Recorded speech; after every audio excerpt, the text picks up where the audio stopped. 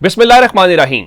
लाखों करोड़ों दुरूदो सलाम मोहम्मद मुस्तफ़ा सल्लल्लाहु अलैहि वसल्लम और आले मोहम्मद पर। मैं हूं उमर दराज गोंदल। ये यूट्यूब चैनल सब्सक्राइब कर लीजिए, बेल आइकन के ऊपर क्लिक कर लीजिए ताकि मेरी आइंदा आने वाली वीडियोस आपको टाइमली और तसलसल के साथ मिलती रहे। इमरान खान की कल हिदायत आ गई, ग्रीन सिग्नल आ गया सोहेल आफरीदी को कि आप यूं करें कि आप मुख्तसर सी काबीना बना लें और आपको फ्री हैंड है, आप जिसको रखना चाहते रखें, जिसको नहीं रखना चाहते ना रखें।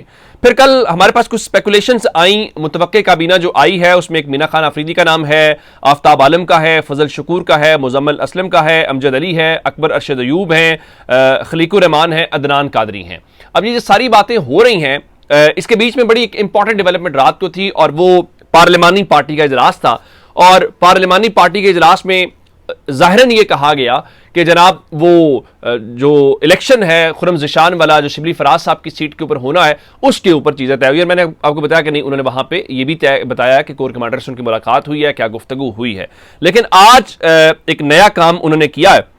मैं आपको बार बार कह रहा हूं कि सोहेल आफरीदी के ऊपर जो कांटा लगा, खुरम ज़िशान के ऊपर बिल्कुल वही या उससे कहीं बड़ा कांटा है। क्यों काटा है? अगर आप उनकी सिर्फ प्रोफाइल जाके देखेंगे ना, आपको ट्वीट से अंदाजा हो जाएगा खुरम ज़िशान मंजूर क्यों नहीं है। अब इमरान खान की हिदायत तो आ गई, अब होना यह चाहिए था कि आज ही काबीना का ऐलान होता, कल उसकी वोट टेकिंग सेरेमनी हो जाती, लेकिन सोहेल आफरीदी इमरान खान ने किसी वजह से उनको नॉमिनेट किया हो गया। और फिर सियासत में जब आते हैं आप बड़े स्मार्ट हो जाते हैं, आप बड़े शार्प हो जाते हैं। अब अगर काबीना आज बना ली जाए तो यूं होगा कि हो सकता है कोई वजीर बनना चाहता हो तो वो कहे मुझे नहीं बनाया गया, वो नाराज हो जाएगा। या हो सकता है कोई चाहता हो कि ये वजीर ना बने, वो वजीर बन गया तो उस धड़े में चला जाएगा।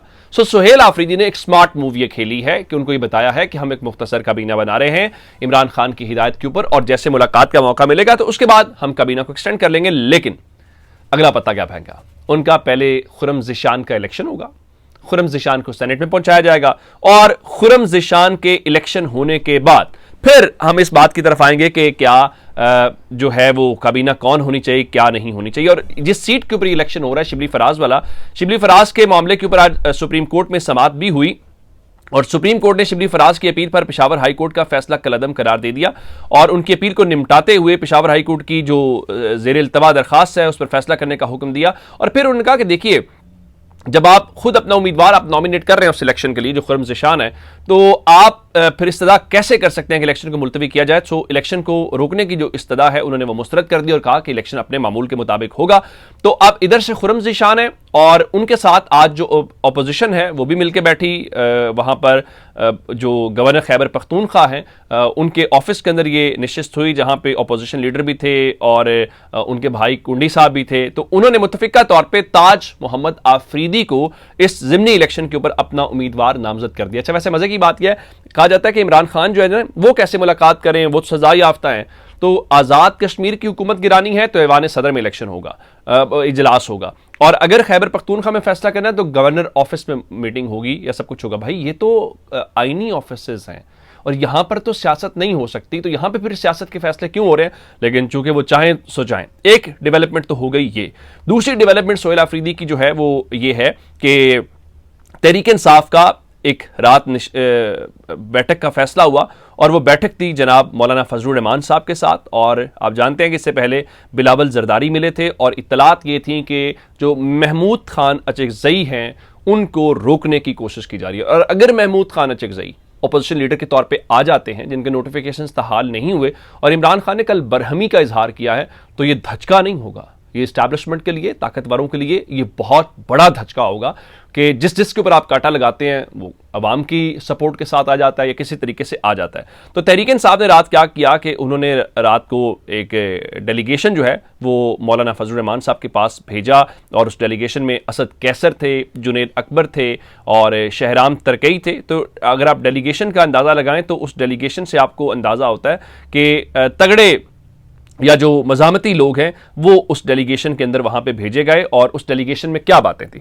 उस डेलीगेशन में एक बात तो जुनैद अकबर साहब और इन सब ने ये रखी कि जनाब हम जो अपोजिशन लीडर हैं महमूद खान अचकज़ई को लेके आना चाहते हैं। तो जो इस हवाले से इत्तलात ये हैं कि मौलाना ने पाकिस्तान तहरीक इंसाफ के साथ चलने की हामी भर ली है और वो इस मामले के ऊपर महमूद खान अचकज़ई को अपोजिशन लीडर के हवाले से सपोर्ट करेंगे। उसमें वोट नहीं देने होते, उसमें सिर्फ एक रिक्वेजिशन के ऊपर दस्तखत करने होते हैं। तो अब इत्तलात के मुताबिक उन्होंने इस बात के ऊपर इत्तेफाक दोनों पार्टीज के दरमियान हो गया है और कि महमूद खान अचकज़ई जो हैं वो अपोजिशन लीडर होंगे। और उसके बाद तहरीक इंसाफ ने यह कहा कि आप खैबर पख्तूनख्वा में जो सेनेट की खाली नशिस्त है उससे भी हमारे साथ ताउन करें, लेकिन चूंकि उन्होंने अब एक मुतफिका अपोजिशन का उम्मीदवार आ गया है तो चलें वहां पर तो उनके हवाले से नहीं हुआ। इस हवाले से महमूद खान अचकज़ई ने बाज़ाब्ता तौर पर एक ट्वीट भी किया और फिर उन्होंने कहा कि हमने एक कौमी जिरगा जो खैबर पख्तूनख्वा की अमन व अमान की सूरत हाल है उस हवाले से किया है और उस मौलाना साहब को उस हवाले से मुशावरत भी हुई है, उनको दावत भी दी है। तो उनका जी ये सारी जो मुलाकात है, एक तो तकर्री वाला मामला है, उसमें लिखा जी मुलाकात में कौमी असम्बली में कायदे हिज़्ब इख्तिलाफ की तकर्री समेत खैबर पख्तूनख्वा में अमन व अमान की सूरत हाल पर कौमी जिरगे के इनेकाद के हवाले से तफसीली मुशावरत हुई। तो पीटीआई ने वफ़द ने मौलाना फजलुर रहमान की जानिब से पीटीआई की नामजद करदा कायदे हिज़्ब इख्तिलाफ महमूद खान अचकज़ई के नाम पर इत्तेफाक और खैबर पख्तूनख्वा में आम जिरगे की हिमायत पर जमीयत उलमा इस्लाम के अमीर मौलाना फजलुर रहमान का शुक्रिया अदा किया। कौमी असम्बली में हिज़्ब इख्तिलाफ तमाम कौमी उमूर पर इत्तेफाक राय से आवाज़ बुलंद करेगी और एक तमीरी अपोजिशन का किरदार अदा करेगी। यानी वो कह रहे हैं कि मौलाना साहब ने महमूद खान अचकज़ई के मामले पर भी हमारी सपोर्ट कर दी है और उससे हट के जो जिरगे वाला मामला, उसके बाद महमूद खान अचकज़ई की जो इस वक्त नॉमिनेटेड अपोजिशन लीडर है महमूद खान अचकज़ई, उनके साथ असद कैसर साहब की मुलाकात हुई है, ज़ाहिर उनके हवाले से एतमाद में लिया और फिर उन्होंने महमूद खान अचकज़ई ने भी जो अम जिरगा उसकी हिमायत की और कहा कि तहरीक तहफ़्ज़ुज़ आईन पाकिस्तान जो है वो उसमें भरपूर तरीके से शिरकत करेगी। तो ये एक बड़ी स्मार्ट मूव्स है। ये सारी वो चीज़ें हैं जो ज़ाहिर इस्टेब्लिशमेंट को या पावरफुल क्वार्टर्स को पसंद नहीं आएंगी। उसके बाद आज सुहेल अफरीदी जो हैं जो इस वक्त अपोजिशन की जमातों के साथ भी चलने की कोशिश करें, बाकी सबके साथ भी उनके खिलाफ कल पिटीशन आई नाअहली की और ये था कि आप पेशावर हाई कोर्ट ना आए। तो आज वो पेशावर हाई कोर्ट गए और वहाँ पे उन्होंने Peshawar high court bar association से और पेशावर बार एसोसिएशन से खिताब किया। वहाँ पे वो तगड़ा बोले और कोलेटरल डैमेज वाले मामले के ऊपर कहा जो कोलेटरल डैमेज है उससे दहशतगर्दी मजीद बढ़ती है, अवाम को तहफ़्फ़ुज़ देना है। और स्पीकर असम्बली से बात हुई है, हम ऐसे कवानीन ला रहे हैं कि मासूम की जान सिक्योरिटी फोर्सेज या हुकूमत के हाथों ना जाए और अगर जाए तो उसके खिलाफ भरपूर कार्रवाई होगी। यानी कोलेटरल डैमेज या सिविलियंस का ये शायद एक रेड लाइन है। फिर उन्होंने कहा कि ये जो मौजूदा हालात हैं और जो 26वीं तरमीम के हवाले से आज जजेस की डिग्निटी को 26वीं तरमीम के जरिए ख़त्म कर दिया गया। एक हवालदार आज जजेस के फैसले को रद्दी की टोकरी में फेंक देता है। और फिर उनका हमने बंदूक का मुकाबला बंदूक से नहीं करना बल्कि आइन और कानून के दायरे में रहकर वो तमाम हरबे इस्तेमाल करने हैं जो हमारा आइन हमें इजाज़त देता है। तो वो आइन की बात कर रहे हैं। और फिर कहा मैं एक सूबे और आप सबका मुंतखब वज़ीर आला हूँ, चाहे मैं जिस भी पार्टी से हूँ, मैं यहाँ लाया गया नहीं हूँ, मुंतखब होकर आया हूँ, जमहूरी तरीके से आ रहा हूँ। मैं चाह रहा हूँ अपने लीडर इमरान खान से मिलूँ और पॉलिसी गाइडलाइन लूँ, लेकिन मैंने यहाँ पे करना क्या है। फिर कहा अगर आप चुप हैं तो ये आग आपके घर तक पहुंचेगी, आप भी झुलसेंगे।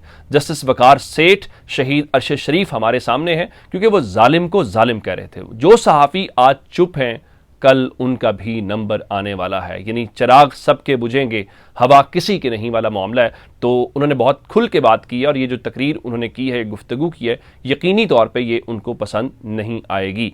तो अब फिर जो ख्वाजा आसिफ हैं उन्होंने भी ट्वीट किया है, एक बहुत सख्त ट्वीट है अफगानिस्तान को लेकर। उनका जी बरादर ममालिक जिन्हें तालिबान हुकूमत मुसलसल दरख्वास्त कर रही थी कि दरख्वास्त पर पाकिस्तान ने अमन कायम करने के लिए मुज़ाकरात की पेशकश कबूल की, ताहम बाज़ अफगान हुकाम के जहरीले बयानात ये ज़ाहिर करते हैं कि तालिबान हुकूमत में इंतशार और धोखादही बतदरीज मौजूद है। पाकिस्तान वाज़ेह करता है कि उसे तालिबान रजीम को ख़त्म करने या उन्हें गारों में छुपने पर मजबूर करने के लिए अपनी पूरी ताकत इस्तेमाल करने की हरगिज़ ज़रूरत नहीं है। अलबत्ता तालिबान रजीम की अगर ख्वाहिश हो तो तोरा बोरा में माजी की शिकस्त के मनाजिर जहां वो दुम दबाकर भागे थे दोबारा देखना यकीनन अक़वाम आलम के लिए एक दिलचस्प मंजर होगा। फिर उन्होंने कहा जहां तक ग्रेव यार्ड ऑफ अंपायर्स के बयानिए का ताल्लुक है, पाकिस्तान खुद को हरगिज़ अंपायर नहीं कहता, लेकिन अफगानिस्तान तालिबान की वजह से अपने ही लोगों से एक कब्रिस्तान से कम नहीं है। कभी सल्तनतों का कब्रिस्तान तो नहीं रहा, अलबत्ता हमेशा बड़ी ताकतों के खेल का मैदान ज़रूर रहा है। तो एक बहुत सख्त ट्वीट जिससे नज़र आ रहा है कि पाकिस्तान अफगानिस्तान के तालिबान के दरमियान जो मुज़ाकरात थे ज़ाहिर है वो कामयाब नहीं हो रहे और एक खुले तसादुम और जंग की तरफ बढ़ रहे हैं। लेकिन फिर भी यही गुजारिश होगी कि गुस्सा उन सब चीज़ों को रख के अभी भी बहुत सारे ऑप्शंस हैं और जो आखिरी ऑप्शन है वो बिल्कुल इब्तदा में इस्तेमाल नहीं किया जा सकता। अल्लाह करे कि पाकिस्तान के लिए और इस पूरे खित्ते के लिए खैर की और अमन की खबर हो। ये अब तक की अपडेट्स, अगर आपने अभी तक चैनल सब्सक्राइब नहीं किया कर लीजिएगा। अपना बहुत सारा ख्याल रखिएगा। खुदा हाफिज़।